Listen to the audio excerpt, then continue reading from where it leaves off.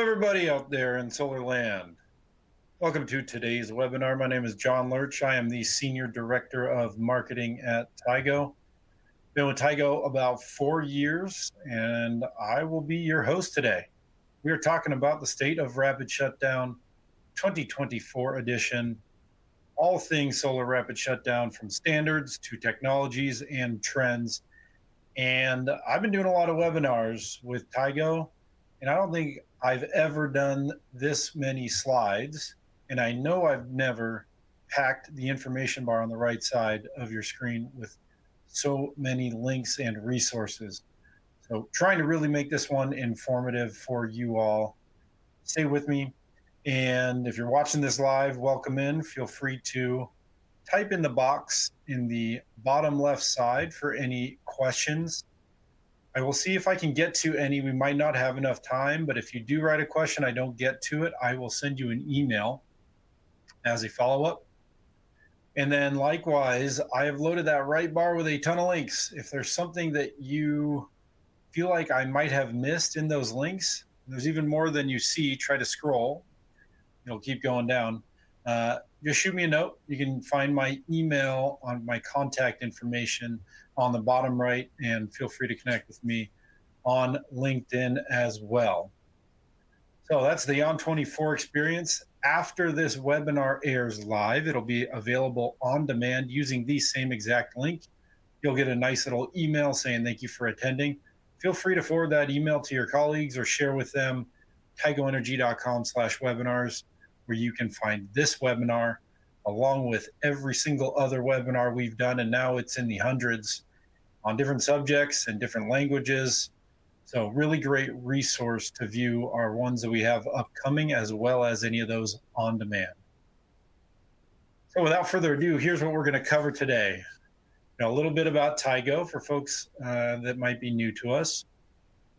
We're going to get into the rapid shutdown requirements, really focused on the United States, because that's kind of the impetus for a lot of the code. And then we're going to get into some global expansion. So I've highlighted in this deck a few countries that have adopted similar rapid shutdown codes, and I got some links to those. So we're going to see how it's being adopted around the world.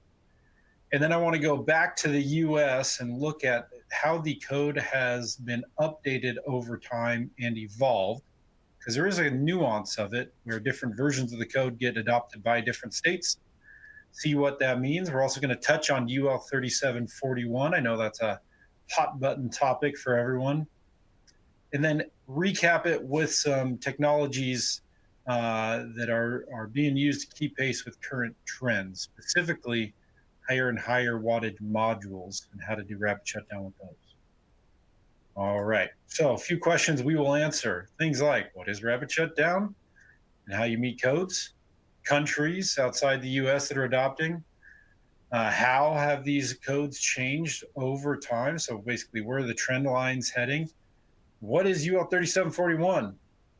And how do I meet it on some high wattage modules? So let's get into it. Tigo, we were founded in 2007. Our headquarters was and still is right in the heart of Silicon Valley, California. We have been a leader in module level power electronics. That's been our bread and butter since we were founded. We are also now a full energy storage solutions provider. We got tens of millions of those MLPE across all 7 continents. Yes, you'll see a leaf, which marks multiple installations. You'll see a leaf down there in Antarctica. And every single day, we are monitoring more than 1.5 gigawatt hours of solar production down to the module level, down at the 1-minute interval of every single one of those modules. So pretty impressive. And our sites run the gamut. We do residential, we do commercial, industrial, all the way up to extremely large scale utility sites. Like you might have seen a recent press release about 142 megawatt site with our rapid shutdown equipment in Spain.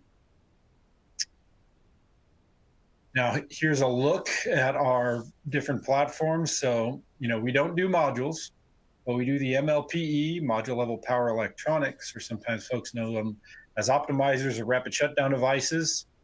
We also have the complete line of residential solutions. So that's inverter, battery, transfer switch, everything you need for integrated energy storage for your residential PV system.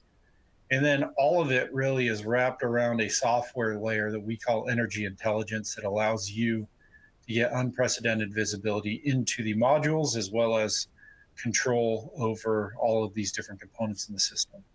So we really do offer a one-stop shop at this point. That's a little about Tigo. We are going to touch some more specifically on those, the MLPE and the optimizers later, because that's where you meet Rapid Shutdown code. If you're interested in more information on energy intelligence or on our storage solutions, we have webinars on those. Check out the webinars page, which I've linked on the right. Okay. So let's get into the Rapid Shutdown Requirements section.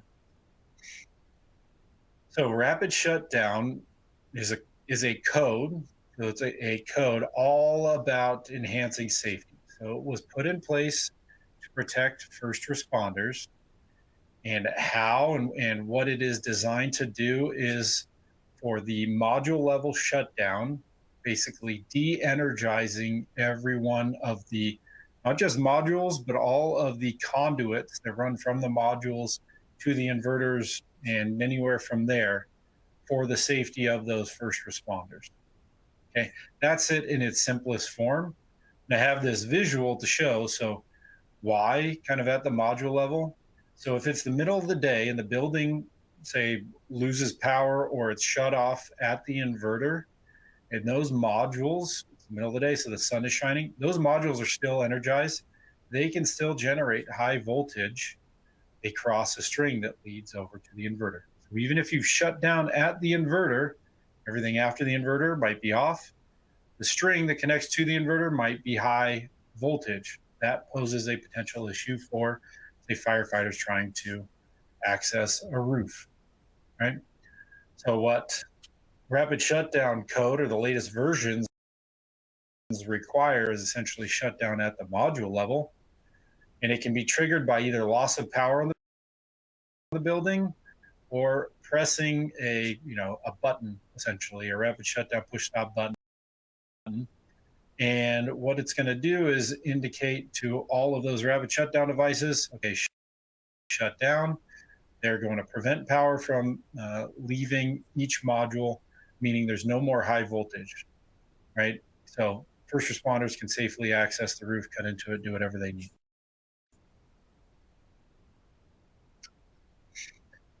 And to reinforce it, and this is the first, another resource that I've linked, this UL white paper is really good.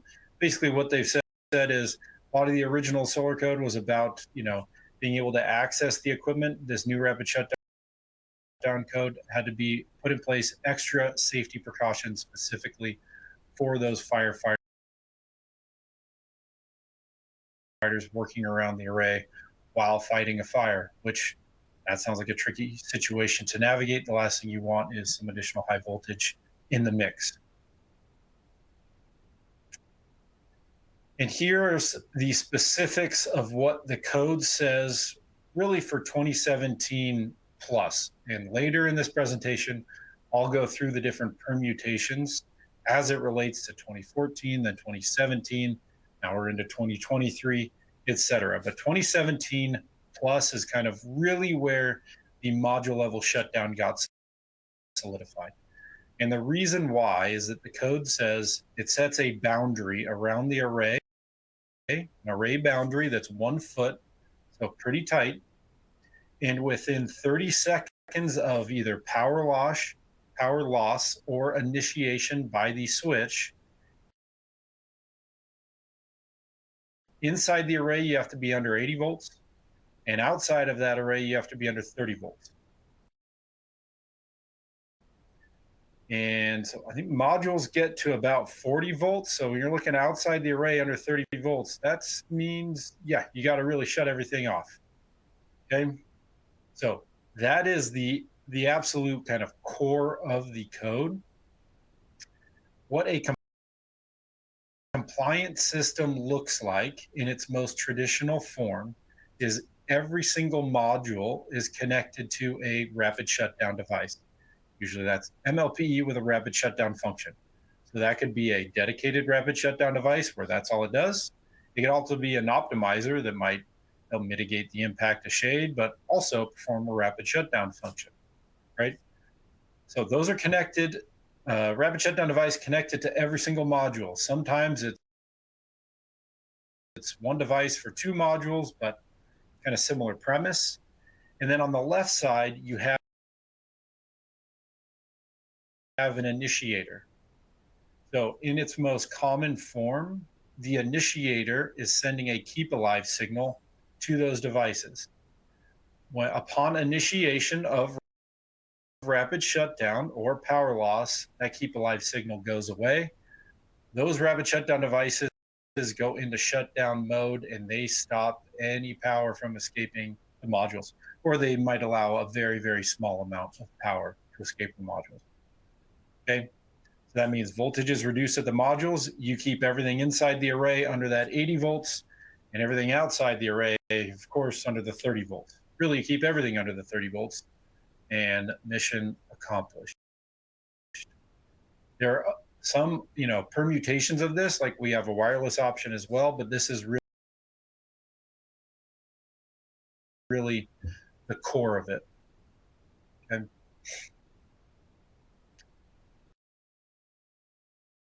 Now we're diving deeper into the code. One of the nuances, and this is part of, if you're really into it, NEC 690.12, and it calls out that the equipment as well as the overall system must be tested and UL listed for the purposes of rapid shutdown. So equipment is PVRSE. So each one of those individual components, inverter, the initiation switch, the rapid shutdown device, each one of those have to be UL listed. And as a system, PVRSS, they also need to be listed and tested, right? So that includes initiation device, the inverter, and the MLPE. So we have the complete UL PVRSS list of inverters. It's hundreds of them that we have been tested with. And you can find that easily on our website, access it on the right-hand side. Okay, so that's an important nuance to be aware of. Those things are tested and certified by UL. Okay, and I touched on this a little about the 40 volts per module, but here's an example of how it stacks up. I think we know this, based on some of our experience, but for me, it helped to we're going to just do a little bit of math. So let's pretend we have two strings, 400 watt modules, 40 volts on the modules. So current is 11 amp. And so each one of those modules represents 40 volts. Current is fixed, but the voltage gets added. So you go 40 volts times the 13 modules, you get up to 520 volts per string. Okay, pretty simple, two strings. Now, voltage requirements in the code, going back, say under 80 volts inside, under 30 volts on the outside, right? After 30 seconds. This is for NEC 2017, 2020, and 2023. Okay, so you can see it's under 80 volts inside there. You got to have under 30, that's all that conduit that goes into where the inverter and the battery shown down there are. All right. So with our TS4s, they, upon initiation, limit the voltage to 0.6 volts. So if you add that up across 13 modules, you get to 7.8 volts max, right? So that's initiated upon AC power loss or by a switch down there. That makes it safer for the first responders. That makes it completely code compliant. It's 7.8 volts across all of that, including inside and outside of the array. Tons of headroom there. Okay? It's really that simple. Now, that's the code as written in the United States. I have some high-level information on other countries that are adopting similar code requirements. I'm not going to dive into as much detail as these because, for all intents and purposes, what I've shown you as an example to meet the US code is going to meet a lot of the codes that I'm going to show you for these other places. Okay. Some might have different size array boundaries or other things like that. But what the one thing that is very clear is that these codes have been adopted, put in place in the US, even different little permutations and stuff like that. Other countries are starting to use very, very similar requirements that were adopted in the US and kind of just bring those into their fold. Okay. So here is the kind of the synthesis of it all. In the green, I show ones that have US style requirements. Okay, so it's a lot in the kind of Americas region, but also some in the Asia Pac area. Then we're hearing kind of nuances about progress towards similar ones. I'm hearing this from my codes guy internally in South Korea, Taiwan, and Singapore. Some of these are driven by large international companies that are operating in these other areas anyway. And then there are some unique requirements we're seeing in Czech Republic, Slovenia, Germany, Poland, like the VDE and other things like that. So I'm going to jump into those. Okay.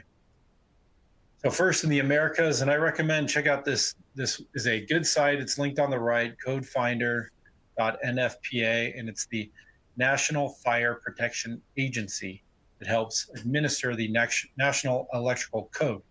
My goodness, that's a mouthful, but you can see the different areas and their levels of adoption.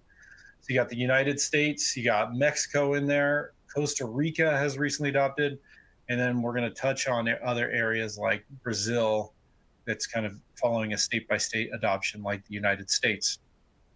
And so starting with Canada, this one is extremely, extremely similar to the United States, not more than 30 volts within 30 seconds of initiation for all photovoltaic source and output circuits located within 1 meter. So 1 meter instead of 1 foot, but otherwise pretty similar. Okay.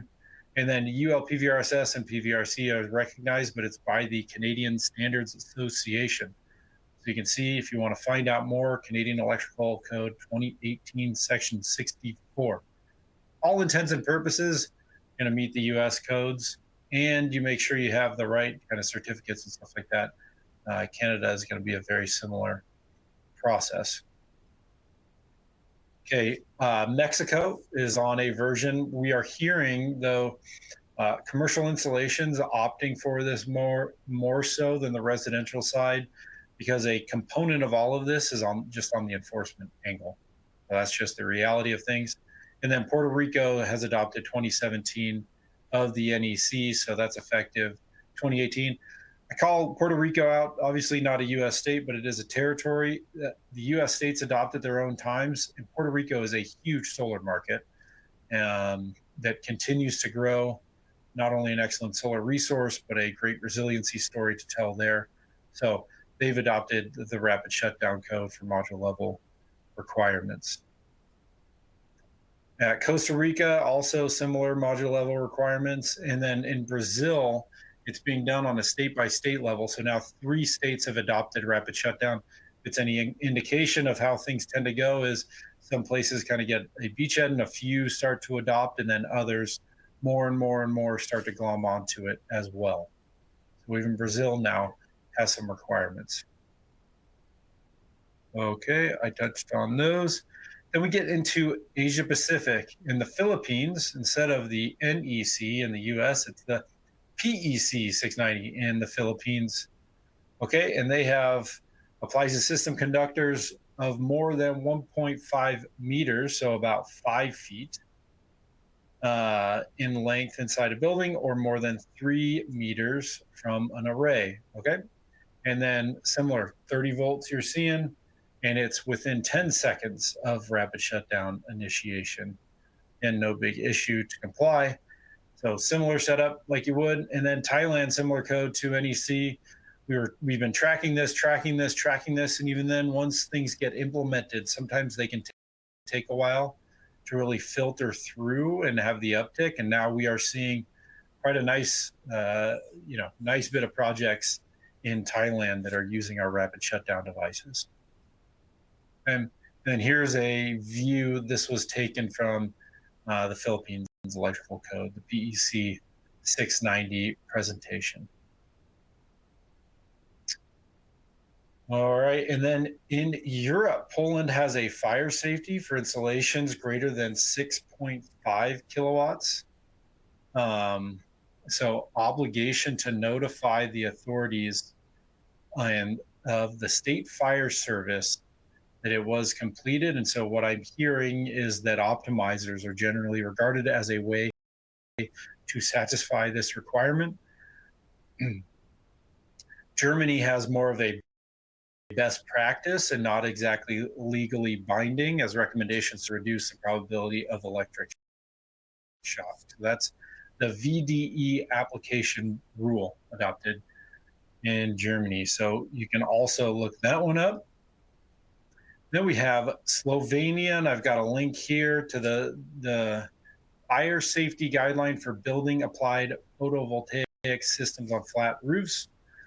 And, you know, it's funny to see the different permutations this takes. Folks start in the same core, but have nuances. So as firefighters cannot be expected to understand the various solar PV system technologies in detail arriving at a site, a method to safely de-energize a PV system at the source of power production. Okay, so similar thing. And we see a similar thing in the Czech Republic as well.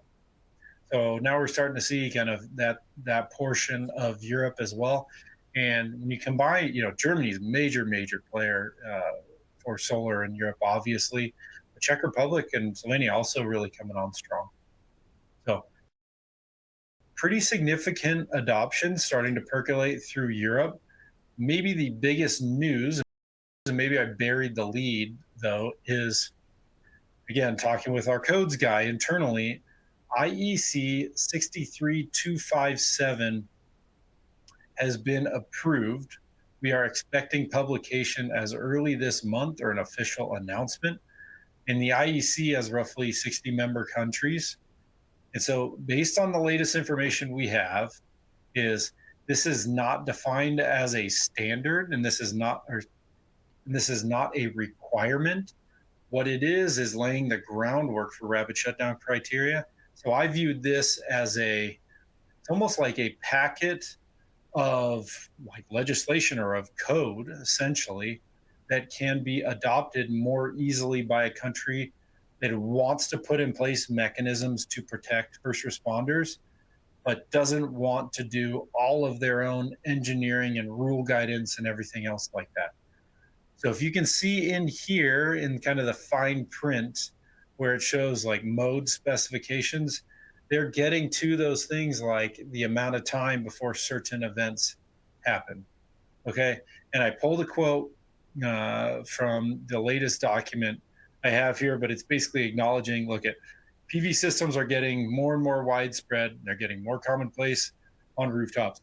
There needs to be a mechanism to help protect these first responders in emergency situations via reducing voltage for them. Okay.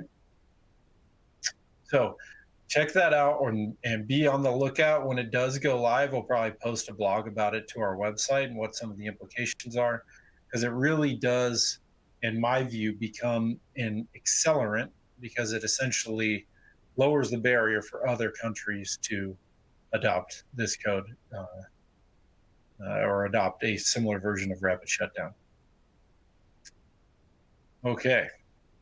Now, we talked a lot about, and I just, kind of blitzed through a lot of the different countries.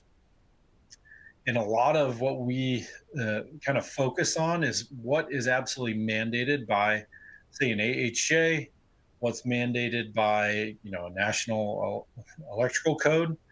But we are also seeing a fair amount of examples where it's not just the code.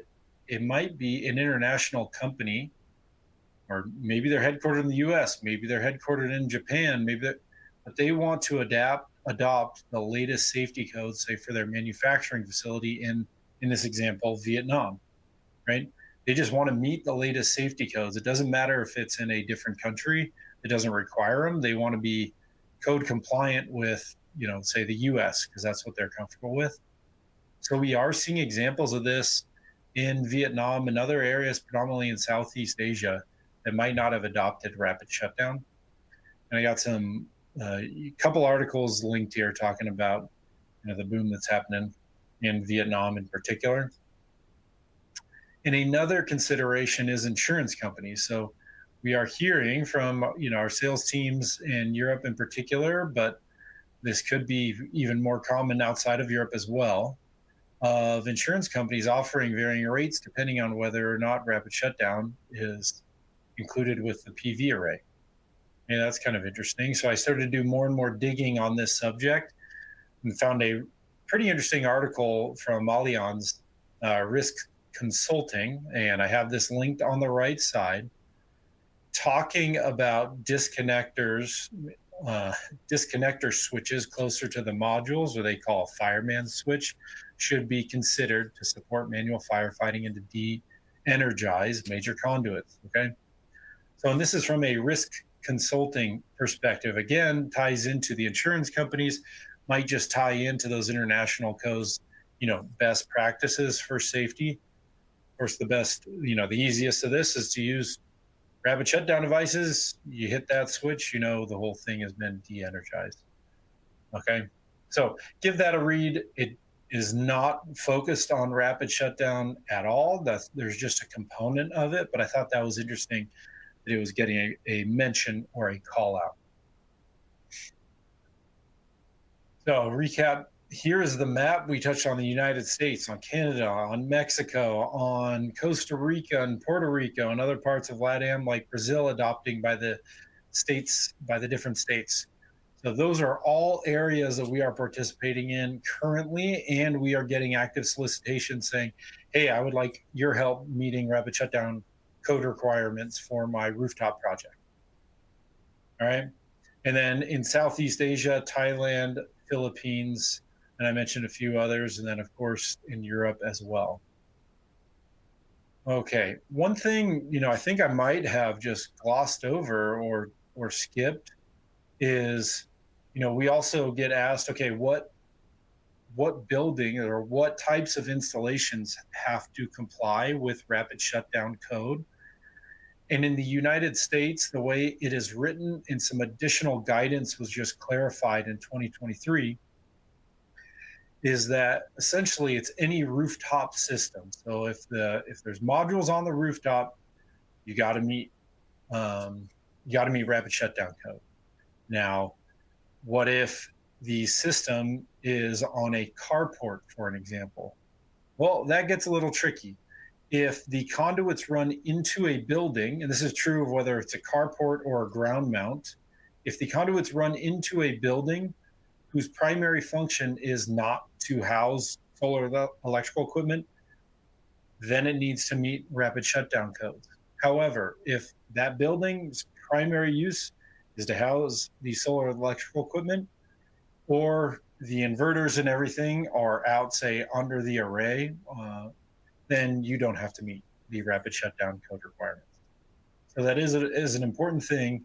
And that's why in generalities, we're talking for rapid shutdown and meeting code, we're talking about rooftop PV systems. That's residential, commercial, industrial rooftop PV systems.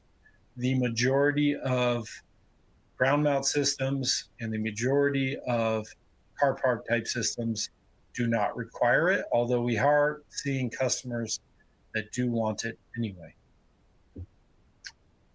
Okay.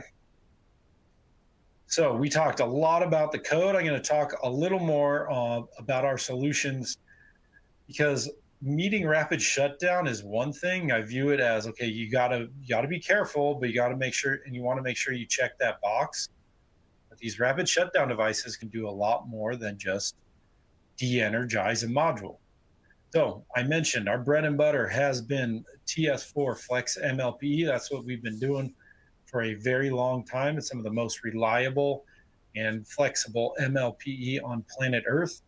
We give you 3 features to choose from, which I'll touch on: optimization, monitoring, and of course, rapid shutdown. They work with virtually any inverter. So again, you got to have it tested. We've done that, and we have an amazing list online. They got to work with your modules. So this is a teaser because we have stuff now that goes up to 800 watts. We're keeping pace with the latest modules. Tens of millions of these things out there, over 1,000 inverters tested. And so those three features that we have for MLP safety is all about meeting code. We've been really harping on that. The next is optimization. So this is about minimizing the impacts of shade or any form of mismatch.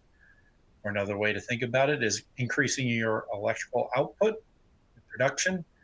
And then the other feature is module level monitoring. And now our platform, the TS4 platform, can be used across residential, commercial, and utility. In fact, the same units can be used across all of those to help minimize your SKUs, minimize the amount of inventory that is needed. It's pretty cool. We see the same TS4 going on somebody's house as might be going on that 142 megawatt site in Spain. Okay. So maximizing energy production. So this is kind of digging into optimization, and I want to really stress the benefits of this over a 25-year lifetime, and could be longer for some of these sites. But the benefits of optimization and eking out some additional performance output really add up over time. So these are all about minimizing the impacts of shade, of soiling. They could be trees, it could be power lines, it could be snow, you name it. Any form of mismatch can bring down the performance. Optimizers help overcome that, and we keep track of the amount of additional output that we are generating through our optimizers, and we call that number reclaimed energy. And we show it to you in the Tigo Energy Intelligence portal. So you can see it there in the stacked bar chart. That top green kind of shading, and that's a view actually of our HQ with optimizers everywhere. It's a 90 kilowatt site. You can see the incremental energy production from your optimizers. And maybe better yet, your customer, your site owners, they can see it too to help justify the incremental costs that they might have incurred through optimization. So really, really cool. And they also, all of our optimizers include module level monitoring, which I'll touch on. But I want to kind of bury the lead on this. Across our entire fleet, when we look at reclaimed energy, the fleet averages 6.6% reclaimed energy. That's 6.6% increased electrical output. So what does that look like for, say, let's take a decently sized commercial site, a 1 megawatt, 1,000 kilowatt installation? Well, if we run the numbers at 15 cents per kilowatt hour, 5% utility escalator, because they've been raising rates at like 15% lately, 17% capacity factor, you're looking at $639,676 worth of energy value over that 25 years.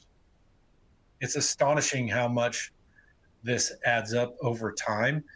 And every time I ran the numbers, I got excited about it. And I'm used to do this in Excel. So what I did is finally I put the Excel tool online. This is totally free for anyone to use. It's linked over there on the right. So it's just Solar Optimizer Benefits Calculator. If you Google that, you'll also find it. You can play with the system size. You can input your own electricity rate, how much reclaimed energy you think you're going to get, the capacity factor for the site.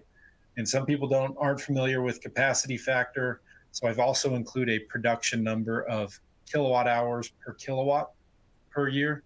And if you're really not sure about that, I even have a link so you can go look it up based on a specific, geocode or location.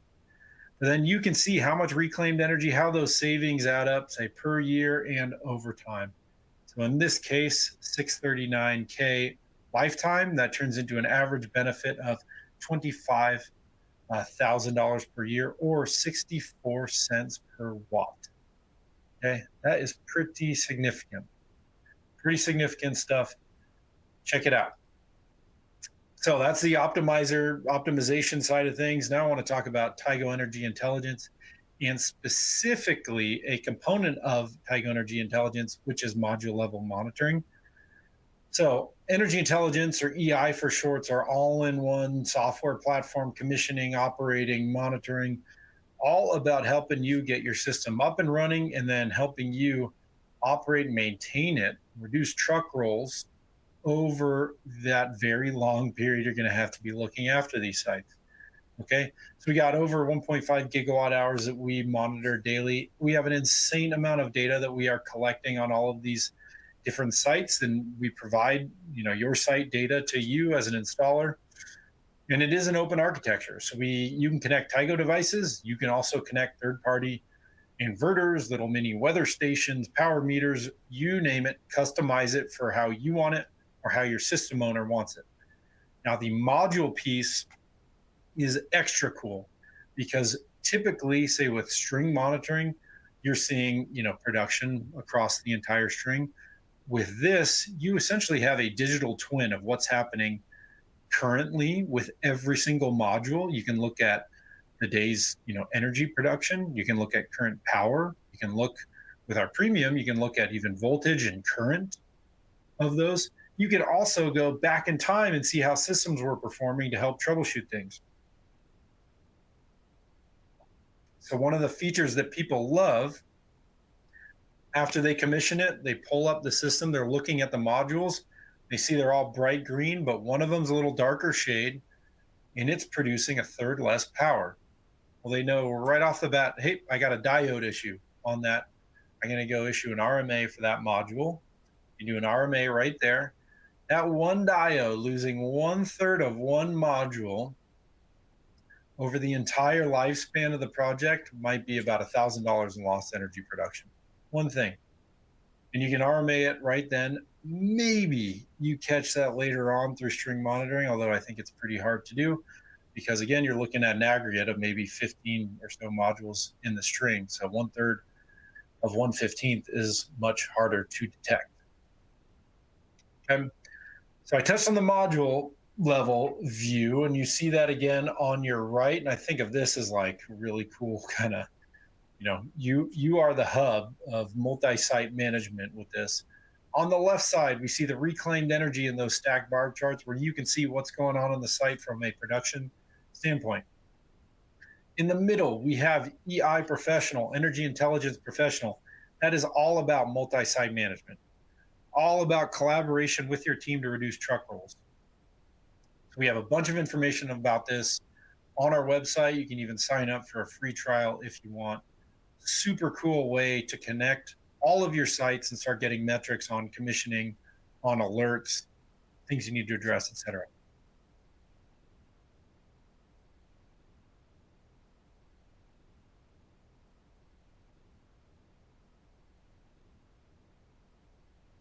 Excuse me.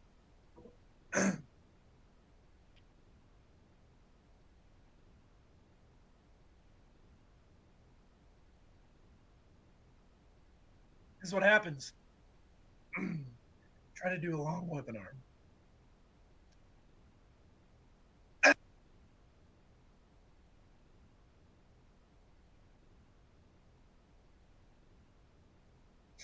Okay.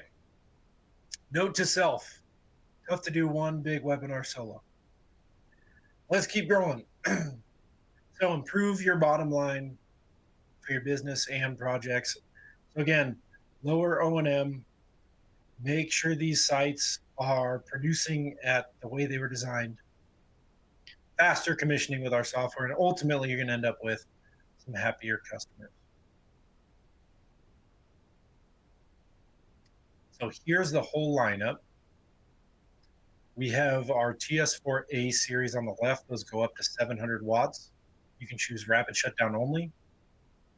You can also do rapid shutdown with module level monitoring with our S, or include optimization as well with our O. Similar lineup with the X, but the X gets up to 800 watts. So that's a teaser because I'm going to touch on that a little later.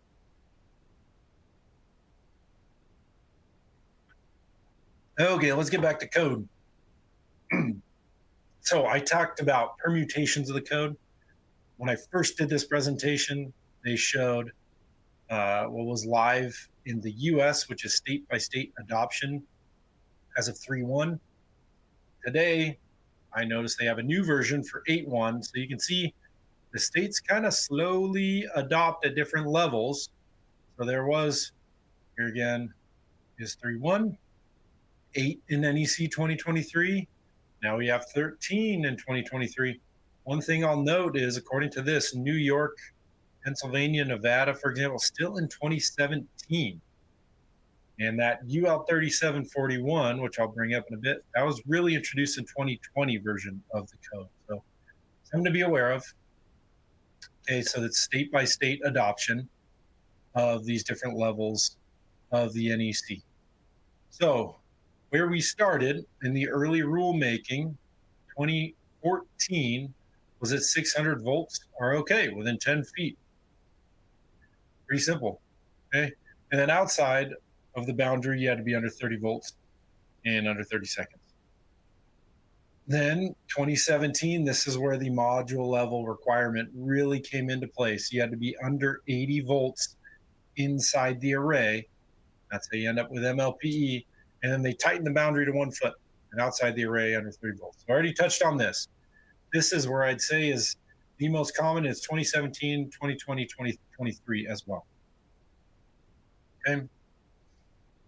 And here's where, which projects have to comply. So interestingly, this is an example of a carport where the conductors went into a building. So it had to comply. Otherwise it wouldn't if the inverters were underneath it.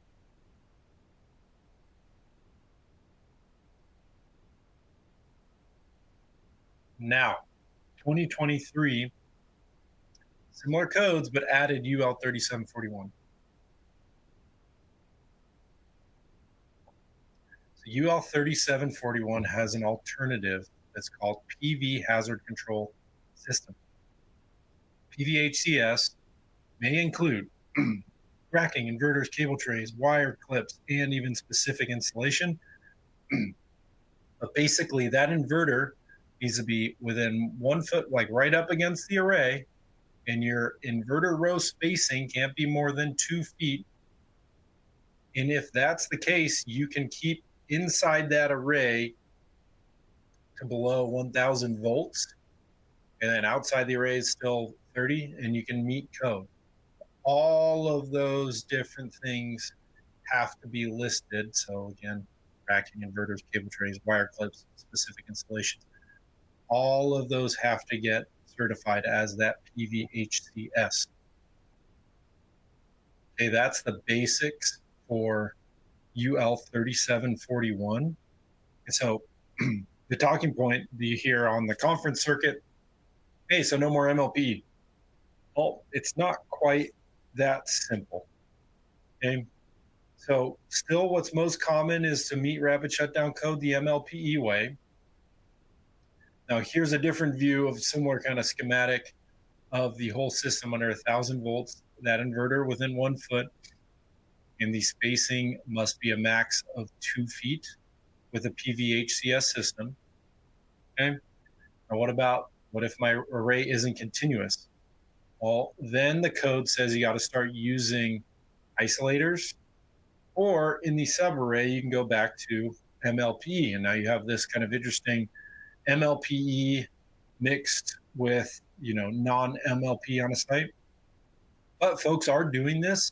And that X product I was showing, we have that UL 3741 listed. So folks want to do that with us in the X, we can do it. Okay. So one thing to consider with this is, we all know buildings can be complicated. You get shade, AC units, walkways, skylights get in the way, even conduit, or if it's grocery stores, there's refrigerant lines and stuff like that up there. So those can start to break up or make it challenging to start to configure your array around it so it's completely continuous, because you got to stay within that array boundary. I think most people don't want to use the isolators and do separate subarrays. That gets even more complicated. The other thing to consider is that inverter needs to sit within 1 foot of the array.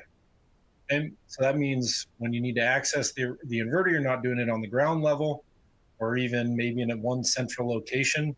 it needs to be tucked right up against that array in the elements and everything else as well.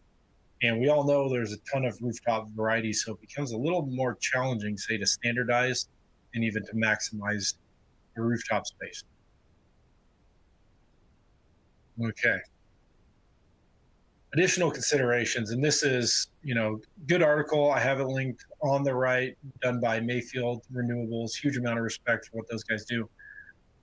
Is first, their AHJs are coming up to speed on this. I think a lot of folks are coming up to speed on it. So just installers might, here's the direct quote, installers can expect some pushback from some jurisdictions. So make sure to check on that. And then depending on the exact system, you have to make sure all of those accessories I've already listed a couple times down to the wire clips and the installation is done correctly. And these details are essential. So it's not just all the components, it's actually the installation of all of those components as well is how you make sure you meet the codes.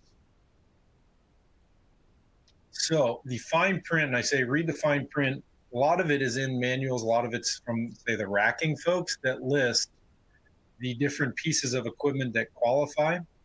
So including, in this case, the different inverters, you have the connectors, the PV wire, the clips, down to the cable ties.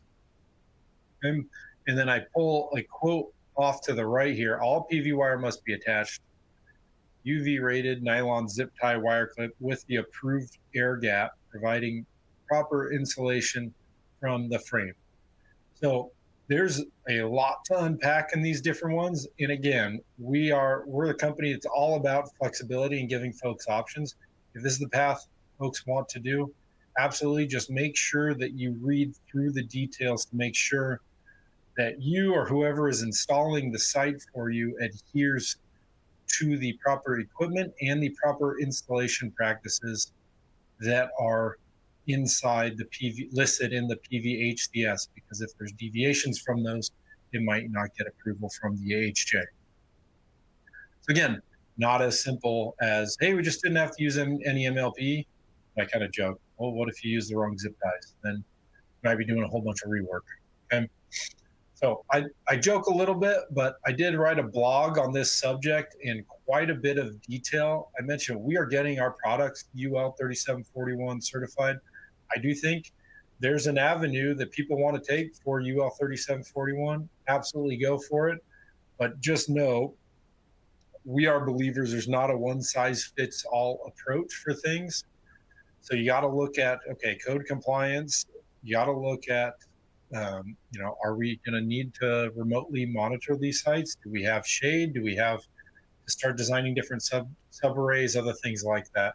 So give this a read if you're interested in some more details on it. I do think there are some practical synergies for all of us working, but again, it's kind of like everything. Make sure you read the details and understand it so you go in eyes wide open. Unfortunately, the buzzword is, hey, you don't need MLP, so this is easy, and it's more complicated than that. Okay, now on to technologies and innovations in this space. I'm doing a lot of, kind of installer on the roof quotes here. I got a little out of hand, but having some fun with it. Well, can MLP handle these 750 watt modules? We are now seeing in North America and Asia Pacific, 700 watt plus modules starting to be used on very large CNI sites. Super impressive what the CNI folks are doing right now. And that's all about lowering the levelized cost of electricity. It's less modules, less connections, less MLPE, frankly. All of these different component kind of pieces come together to help make a more economical site. So to keep pace with all those module folks, we introduced just this year the TS4X family of Flex MLP. I already teased that, but it goes up to 800 watts, 25 amp ISC. What you're looking at is the XO. It does optimization, monitoring, and rapid shutdown. And it works with the latest modules. So this is the most powerful stellar panels listed as of kind of earlier this year. And you can see they're bumping up into the kind of mid 700s, new cell types, higher density cells, more bus bars. And a lot of these are bifacial. And the bifacial is kind of the X factor in this whole equation. Because what happens, and I got an example data sheet from Canadian Solar here, and there's a lot on here, so I just want to focus on this area. This is a 650 watt module at STC, seeing 38 volts, 17 amps IMP, 17.99 amps ISC. Okay, and you can see voltage as you go up from 5% to from 0% to 5% bifacial gain, 10% bifacial gain, 20%. You see that nominal max power go up 650, 683, 715, 780. Voltage remains the same. It's the current that keeps bumping up. So the current, often when sizing a module for MLPE, it's that current that often becomes a limiting factor that can reduce your options. So we started to see these trend lines taking place a while ago, and that's where we said, hey, we got to go higher power, higher current with our next version of MLPE, and that's what the X really is all about. Okay, so we are keeping pace for these large projects. We don't want anyone saying, hey, I don't know if there's an MLP that will work with this latest and greatest module, because we got you covered. Okay, so here it is again, the F, we have the XS. We're keeping our very similar nomenclature as our A series, if you're familiar with it, in the XO. Now, one thing that I want to call out that is very unique to these is this multi-factor rapid shutdown capability that we are introducing with these. I did a whole blog post on multi-factor rapid shutdown, talked about it in the next webinar. I'm going to tease it here, but double click on it in just a few slides. So before I get into that, a few things I want to note that are, really been part of our tried and true TS4 platform. Number one, if you want, you can selectively deploy optimizers. So that means putting optimizers on modules that experience shade, like I've highlighted there from those condenser units. And you can put XS units that have monitoring and rapid shutdown on the rest of them. So really cool way that no other platform allows to optimize exactly the modules you want to optimize and not optimize the other ones. I'll also note that our XOs, XSs are totally backward compatible with our AOs and ASs. Same with the XF, the X, the AFs. So totally backward compatible. We're trying to make this as easy as possible for our installers and EPCs. We also have different cable lengths, input 0.6 meters to 1.2, output 1.2 to 2 meters. Because we're not just keeping pace with the wattage and current specs, you got to keep pace with the size of these things. They are getting, when you line it up, and I think I sized that guy for being about 5'9", 5'10", these things are huge, 7'9", taller than the biggest NBA players now for these modules. Well, MLB need to connect to the back, then they need to connect to each other, right? So we got the cable lengths all designed to be able to accommodate for those. And it works with the same communication equipment that you're used to. So I showed this earlier, RSS transmitter with pure signal. This is our initiator or initiation device that's sending a heartbeat across PLC. So those are typically located with the inverter. Sending that across all the power lines will work. Okay. With our XFs, and then for the XO and XS, we have our TAP and CCA. So this is our wireless that not only does rapid shutdown, but this is how we get some of the most granular module level data in the business. That TAP is collecting the data from each of our TS4s and then brings it into our Cloud Connect Advanced, or CCA. That CCA is really a universal data logger. That's where you can plug in weather or other things like that. And then multi-factor rapid shutdown. So I showed you RSS over power line. I showed you wireless with the CCA and TAP. For the first time ever, you can actually use both of these for an ultra safe, ultra secure rapid shutdown application. So we call it multi-factor because there's two factors now. We got the RSS transmitter and you got the CCA and TAP to ensure a strong signal. And so it would require loss of both of those keep alive signals for a system to enter rapid shutdown. And I wrote a whole blog on this. Basically, we are following in the footsteps, the well-trodden footsteps of kind of the digital security industry. So if you think of your debit card and your ATM card, you go to get money out of an ATM machine. You have a card. That's one layer of security, putting it in. You also have a PIN. That's another layer of security.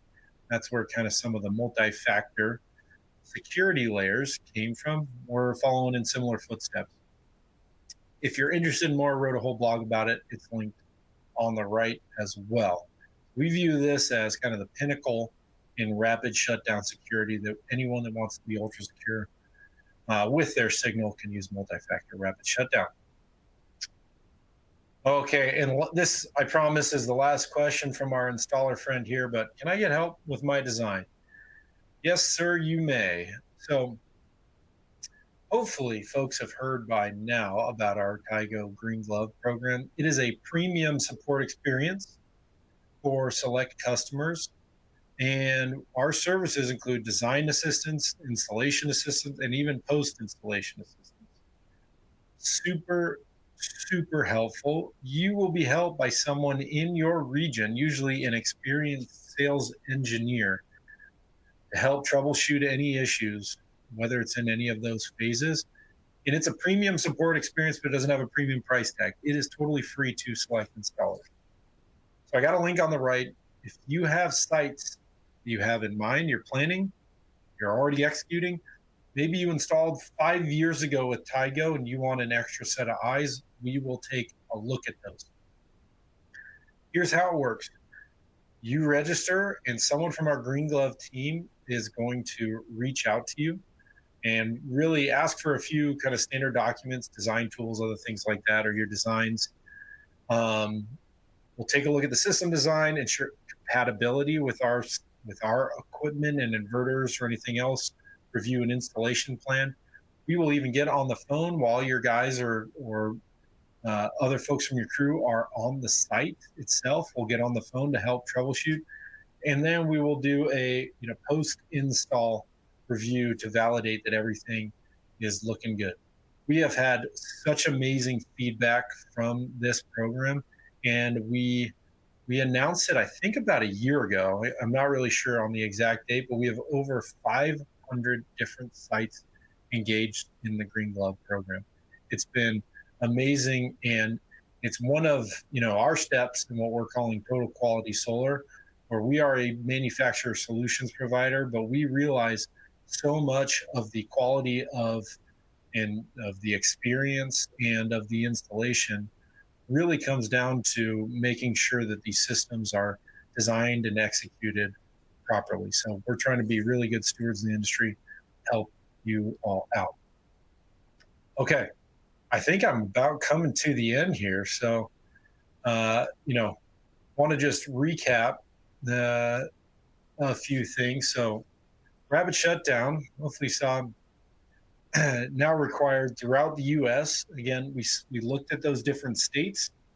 Some are still back, 2017, like I called out, New York and Nevada, for example. Most are now 2020, and 2023 is what really had the latest UL 3731 guidance. So be aware of that if you're looking at your options.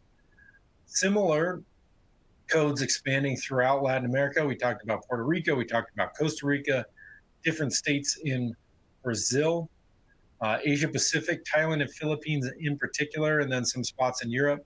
And then, of course, some additional drivers like insurance companies or just international companies want to meet code. Then what I think is kind of an indication of what is to come, IEC approving some of that technical guidance for rapid shutdown, making it easier for other folks that use IEC to adopt it. And then UL 3741, we hopefully that was useful to learn some of the details of that code. Make sure you read the fine print. And it is in the 2020-2023 versions of the NEC. High wattage modules. If you aren't seeing those 700 plus ones yet, you will in the not too distant future. They are coming. Again, no problem with our latest TS4X. And if you're worried about signal interference from your design in any way, we do have the multi-factor rapid shutdown option, or MFRS for short. And if you are worried about your design in general, or you're mid-installation and want us to check on something or did a site, please get in touch. You can get in touch with me, but go on that Green Glove site, sign up. It is super easy to do, and we would love to help you out. I just hit the hour mark. Pardon getting a bullfrog in my throat midway through. That was a lot of talking. Hopefully you're not sick of me. If you do have any follow-up questions,